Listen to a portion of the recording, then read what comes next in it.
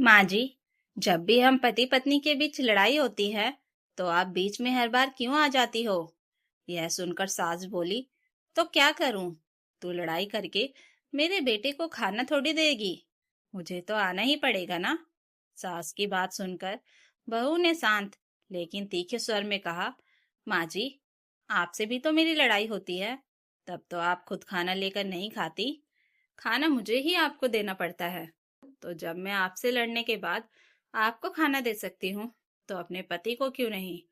सुबह के 6:30 हो रहे थे।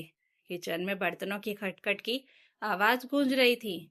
अनन्या गैस पर चाय चढ़ाकर साथ साथ पराठे सेक रही थी। आज उसका मूड अच्छा नहीं था क्योंकि रात में उसका अपने पति समीर के साथ किसी बात पर झगड़ा हो गया था और तब से दोनों के बीच बातचीत बंद थी। लेकिन जैसे ही बेटे बहू की अनबन की खबर सुमित्रा देवी और उनकी बेटी काव्या को मिली तो उनके चेहरे पर अलग ही चमक आ गई। अभी समीर सोकर उठा भी नहीं था कि हॉल में माँ बेटे की खुसर फुसर वाली मीटिंग शुरू हो गई। सुमित्रा देवी धीरे से काव्या से बोली, देख बेटा, तेरे भैया और भाभी में लड़ाई हो गई है। हमारे लिए ये बहुत अच्छा मौका है। कुछ भी करना, लेकिन दोनों को आपस में बात बिल्कुल मत करने देना। माँ की बात सुनकर काव्या चहकते हुए बोली, समझ गई मम्मी। जैसे ही भैया ऑफिस जाने के लिए तैयार होकर नाश्ता करने आएंगे मैं तुरंत चाय की कमान संभाल लूंगी। लेकिन आप भी भाभी पर नजर रखना। दोनों माँ बेटी ने अपनी अपनी प्लानिंग कर ली। उधर अनन्या बेचारी किचन में पूरे परिवार का नाश्ता बना रही थी, इस बात से बिल्कुल बेखबर कि उसके खिलाफ कितनी बड़ी साजिश रची जा रही है। थोड़ी देर बाद समीर कमरे से बाहर निकला और सीधा हॉल में आकर बैठ गया। जैसे ही अनन्या नाश्ते की प्लेट लेकर समीर को देने आई तभी सुमित्रा देवी बीच में आ गई और अनन्या के हाथ से प्लेट लेकर समीर को देते हुए बोली, यह लो बेटा, यह तुम्हारी पसंद के आलू के पराठे। बहू से तो तुम नाराज हो। ऐसा ना हो कि बिना खाए ऑफिस चले जाओ, इसलिए तुम्हारी चिंता में मैं लगातार बैठी हूँ। सास की बात सुनकर अनन्या उसका मुंह देखने लगी। वह समीर के सोफे के पीछे खड़ी थी, इसलिए समीर उसे देख नहीं पाया और उसे लगा कि सच में माँ ही नाश्ता लेकर आई हैं। लेकिन तभी अनन्या बोल पड़ी, मम्मी जी, मैं तो समीर का नाश्ता लेकर आ ही रही थी। यह सुनते ही सुमित्रा देवी ने उसे रोकते हुए कहा, अरे रहने दो बहू, मैं हूं ना। माँ के हाथ के पराठे खाने का मजा ही अलग होता है। तुम्हारे आने से पहले मैं ही तो उसके लिए सब करती थी और अब भी कर सकती हूँ। आखिर माँ हूँ उसकी।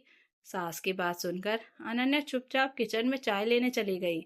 अभी वह किचन के दरवाजे पर ही थी कि उसने देखा काव्या ट्रे में चाय लेकर बाहर निकल रही है और बड़े प्यार से मुस्कुराते हुए नखरों के साथ समीर के सामने चाय रखते हुए बोली, लो भैया, अदरक वाली चाय, बिल्कुल वैसी ही जैसी आपको पसंद है, आपकी फेवरेट अदरक वाली।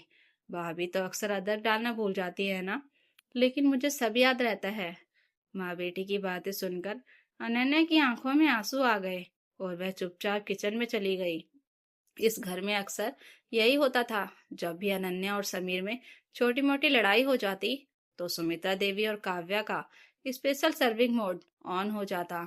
जैसे बाकी दिनों में उन्हें समीर के लिए एक गिलास पानी लाना भी भारी लगता था और सब कुछ अनन्या ही करती थी। लेकिन जैसे ही पति पत्नी में अनबन होती, माँ बेटी समीर की सुबह की चाय से लेकर ऑफिस जाने तक उसके आगे पीछे घूमने लगती ताकि अनन्या को उसके पास बैठकर बात सुलझाने का एक पल भी ना मिले और झगड़ा और लंबा खिंच जाए। शुरुआत में अनन्या ने ध्यान नहीं दिया था, लेकिन जब बार बार ऐसा होने लगा तो उसने समझ लिया कि जब भी हमारी लड़ाई होती है, ये माँ बेटी अगर समीर को पानी भी देंगी तो मेरी शिकायत के साथ देंगी ताकि मैं उसकी नजरों में और गिर जाऊं। अनन्या को इस घर में आए 8-9 महीने हो चुके थे और अब वह उन्हें अच्छी तरह समझ चुकी थी। इसलिए इस बार की लड़ाई में वह चुपचाप सब देख रही थी। बिना कुछ बोले उसने पराठे बनाए, पराठे और चाय दोनों माँ बेटी ने अपने नाम से समीर को परोस दिए। समीर नाश्ता कर रहा था, काव्या उसके जूते पॉलिश कर रही थी, सुमित्रा देवी उसके बैग में टिफिन रख रही थी। मोबाइल, रुमाल, पर्स, सब कुछ उसके सामने लाया जा रहा था ताकि किसी भी चीज के लिए समीर को अनन्या की जरूरत ना पड़े। और अनन्या किचन से निकलकर दरवाजे पर खड़ी यह सब चुपचाप देखती रही। और मन ही मन सोचती रही कि अब बहुत हो गया। नई नवेली बहू होने का फर्ज उसने भी बहुत निभा लिया। अब हर बार चुप रहना और सब कुछ अकेले सहना जरूरी नहीं है। अब इस माँ बेटी को इस खेल का अंत करना ही होगा, नहीं तो मेरी अभी शुरू शुरू हुई गृहस्थी में ही ये दोनों आग लगा देंगी। यह सोचकर अनन्या ने मन ही मन ठान लिया था। आज तो समीर नाश्ता करके लंच लेकर ऑफिस चला गया था, लेकिन अनन्या ने अगले दिन की पूरी तैयारी कर ली थी। अगली सुबह जैसे ही समीर ऑफिस जाने के लिए तैयार होकर निकला, सुमित्रा देवी उसके सामने पराठे रखते हुए बोली, लो बेटा, गरम गरम है, खा लो। मुझे पता है तुम्हें गरम पराठे बहुत अच्छे लगते हैं। और पराठों के ऊपर बातों का मक्खन लगाते हुए मुस्कुरा दी। तभी काव्या भी चाय लेकर आई और बोली, और यह रही आपकी गर्मा गर्म चाय, बिल्कुल वही टेम्परेचर जो आपको पसंद है। कहते हुए दोनों माँ बेटी समीर के अगल बगल बैठ गईं और उसे खाते हुए देखने लगी। समीर ने एक नजर अनन्या पर डाली, जो चुपचाप खड़ी दोनों माँ बेटी को देख रही थी।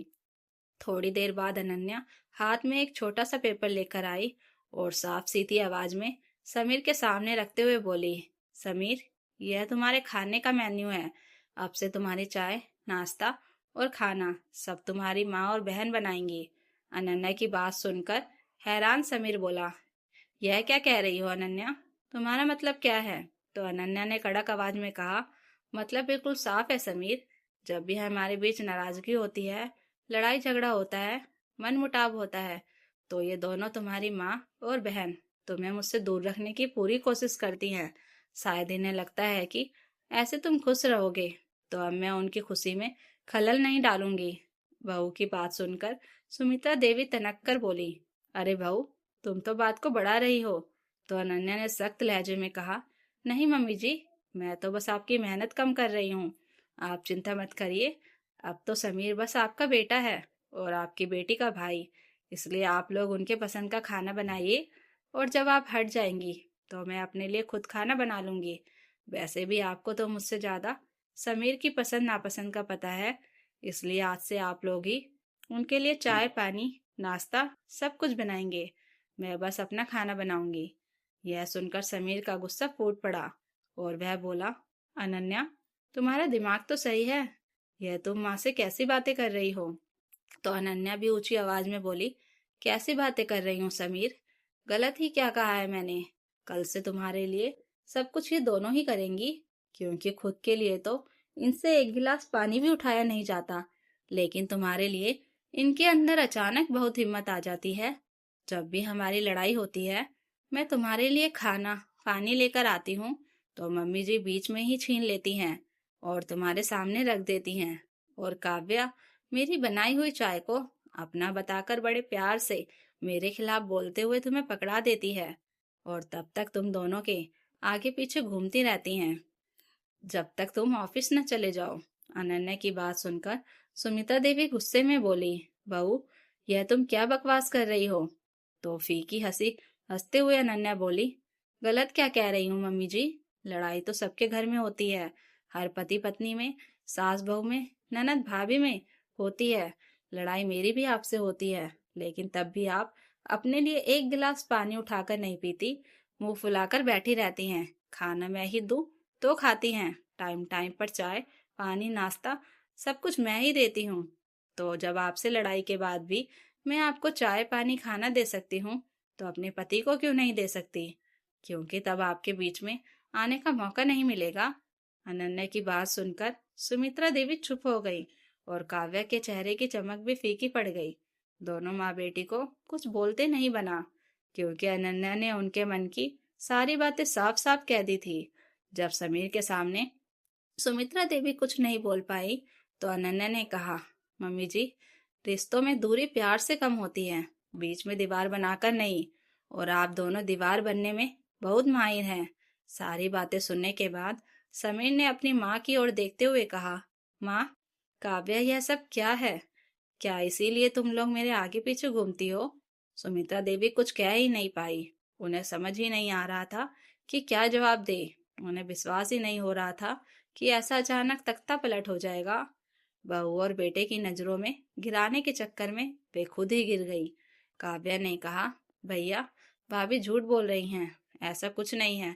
तो गुस्से में समीर ने काव्या को डांटते हुए कहा, बस करो काव्या, मैं सब समझ गया हूँ, बच्चा नहीं हूँ, ज्यादा कुछ बोलना नहीं चाहता, पापा भी नहीं है, इसलिए बेहतर होगा कि तुम दोनों अपना यह बचपना बंद करो। यह मेरा और अनन्या का मामला है, हमारे झगड़े हम सुलझा लेंगे, तुम्हें बीच में पड़ने की जरूरत नहीं है। तुम्हारी इन्हीं हरकतों की वजह से मेरी गृहस्थी बर्बाद हो रही है और मैं अपने ही परिवार से दूर होता जा रहा हूँ। बेटे की बात सुनकर सुमिता देवी चुपचाप अपने कमरे में चली गई और पीछे पीछे काव्या भी चली गई। और उस दिन के बाद सुमिता देवी और काव्या ने चाहकर भी कभी यह खेल दोहराने की हिम्मत नहीं की। उनके सामने ही समीर और अनन्या की बहस होती, लेकिन अब उन्हें सुलह का मौका मिल जाता था, क्योंकि पहले की तरह बीच में आग लगाने वाला कोई नहीं था। तो दोस्तों, अगर आपको ये कहानी अच्छी लगी हो तो कमेंट करके जरूर बताइएगा और नई कहानियों के लिए चैनल को सब्सक्राइब जरूर कर लीजिएगा। Thank you for watching.